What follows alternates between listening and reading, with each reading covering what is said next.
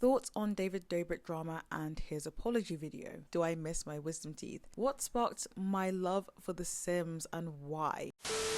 Hi guys, welcome back to my channel. If you're new here, my name's Antonia and today I have a tiny mic. It's probably one of my favorite purchases of 2021, I have to be honest with you. Hopefully the audio doesn't corrupt so I can actually use the audio from it, but yes, I will be using it for this video today. If you're new here, my name is Antonia. As I've said, I'm a fourth year medical student who makes videos about med school, university and a bit of commentary as well. So if that sounds good to you, feel free to subscribe and keep watching this video. Today I'm going to be answering some questions, doing a little Q&A. It's been a couple of months I think since I've done the last one and I really just wanted to answer some of your questions. I'm also coming to the end of the 6-week course, the part-time YouTuber Academy run by Ali Abdal and his team. There was a good intersection between what I wanted to do and what our assignment was, so I just thought I would do a little Q&A. Earlier this week I put on my YouTube community tab and on my Instagram just a little call for questions that people wanted answering, and you guys sent in a lot, so I'm going to try and get through as many as I can in this video. I'm gonna have the questions up on my phone and just read them off from here, but without further ado, let's get into it.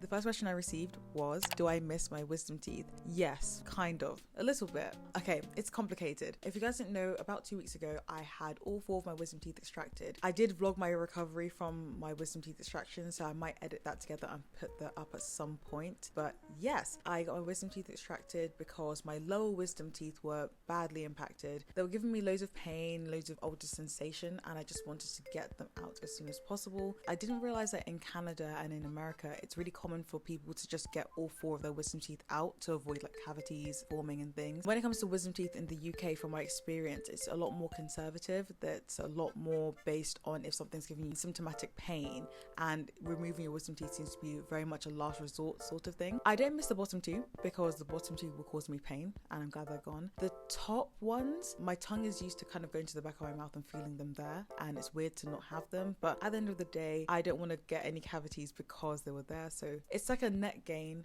a net no, but I think it's going to take some time to get used to the fact that they're not there anymore. What is one piece of advice I'd give my younger self? Honestly, I think I just tell myself to not overthink as much as I do. That kind of goes for now anyway. I do overthink a lot now, but I spent so many hours stressing about eventualities that actually never came to pass. And then when things haven't gone exactly the way that I expected them to, I've had proper meltdowns. Looking back in hindsight, things normally do work out the way they're supposed to. So I tell myself to stop overthinking so much and just try and do what I can do, tackle things that are in my control, and just leave the rest to God or to whatever higher being that you may believe in. Things normally work out. What do I like the most about medical school? Do I know what I want to specialize in? So the way that medical school works in the UK, you go for your 4, 5 or 6 year degree, and then you graduate, you become a foundation doctor, so an F1 and an F2, and then after that point you can decide what you want to specialize in and apply to that track and start your training to become that kind of doctor. I'm not actually sure what I want to specialize in because I'm interested in so many parts of medicine, I have to be honest. I'm hoping that my final 2 years of medical school, being on placement and being exposed to so many different specialties, will help me, and that eventually I'll know what I want to do. A lot of the doctors I've spoken to have said that they didn't know what they wanted to do at medical school until they actually were applying for their specialty training. It gives me a little bit of hope, but I would really love to know what I want to do so that I can start working towards the things I need to get. My favorite part about medical school, I really enjoy the fact that I'm learning things that could potentially either make somebody's quality of life better or even save someone's life. I know it sounds very cliche to be like, oh, I love helping people, that's why I want to become a doctor, but literally having the privilege to learn about things that could save someone's life in the future is mind-blowing to me still. Yes, I do have my times where my motivation for medicine kind of dips sometimes, but that thought that one day I'm going to be able to help someone in a really tangible way keeps me going. What sparked my love for The Sims and why? I actually remember the story so vividly. There was a new guy in my school when I was in year 5, so I was about 10 years old. He happened to live opposite me. His family were Nigerian, my family are Nigerian, so we decided to do a little welcome to the neighborhood and we went over to their house. This guy had an older sister who had Sims 2 and she actually invited me to play it. She showed me the ropes a bit, and from that second second, I just knew that this game was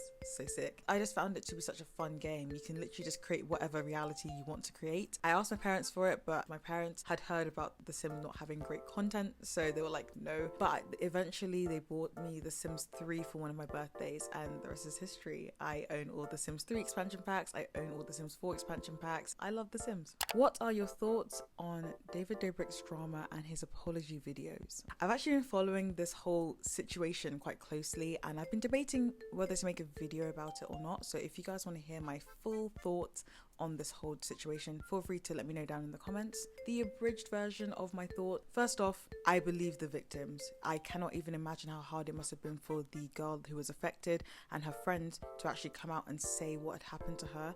So I believe the victims, and I believe that the perpetrator should be held accountable. This is not a cancel culture situation. This is a crime. Assault of any kind is a crime. So yeah, I hope that the person is held accountable. I think this whole situation has been handled really poorly by David Dobrik, his team, and the vlog squad. This is such a sensitive situation, and I don't understand why there couldn't have just been a straight up apology. If you don't know, a quick summary of the situation is basically that a member of the vlog squad has been accused of essaying a young girl, and other members of the vlog squad have been accused of buying alcohol for this girl and her friends who came over to see them at the vlog squad house or wherever this was filmed, which is obviously terrible in the context of the essay. But then the girls were actually underage, so they weren't under the age of 18, but they were under the age of 21, so legally they're not supposed to be drinking. I feel as though the whole thing could have been handled better by people just holding themselves a bit accountable. There's a lot to unpack about this whole situation. There's a lot of members of the vlog squad who have and haven't spoken up and everything. The reason people are annoyed at David Dobrik is because he does these vlogs, and this whole situation was actually documented in bits and pieces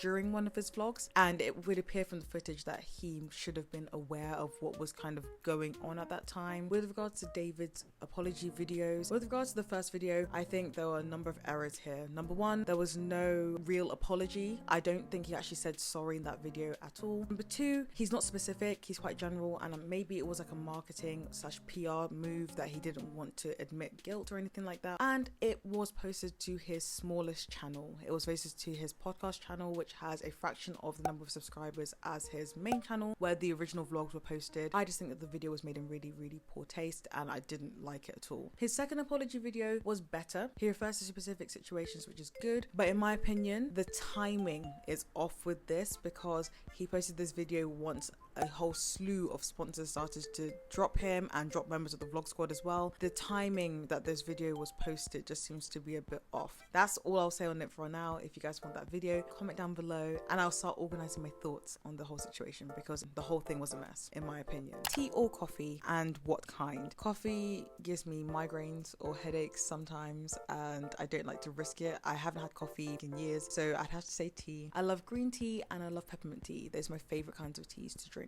What is my morning routine? I don't really have like an official morning routine. I would say it's just wake up, read my Bible, go and shower, brush my teeth, get ready for the day, sit in my chair, which is literally like 2 centimeters from my bed, and try and get on with the work for that day. Favorite Sims pack? I've actually ranked the Sims 3 and Sims 4 expansion packs, so I'll pop those videos like up here or here, wherever it is. Feel free to watch those videos if you want to know. It changes a lot of the time, but I would say that the rankings I put in that video are accurate to this point for me. So yeah, check out those videos if you want to. Am I happy with how my degree is going at the moment? Obviously, despite COVID. If you guys didn't know, I'm intercalating this year, so I am taking a year out of medicine to study a slightly different degree, and then I'm going to go back to medicine this September, or actually August. I'm studying global health this year. I have done a couple of update videos and a couple of videos about my intercalation experience so far. I'll link them up here. I would say yes. So I'm in the final part, I guess, of my intercalated degree right now, so I am working on my research project. There are no lectures, no seminars anymore. It's just me working with my supervisors and just trying to get this 5,000 word project done by the end of May. I'm nervous about research. This is part of the reason that I decided to intercalate. It's going okay, I'd say.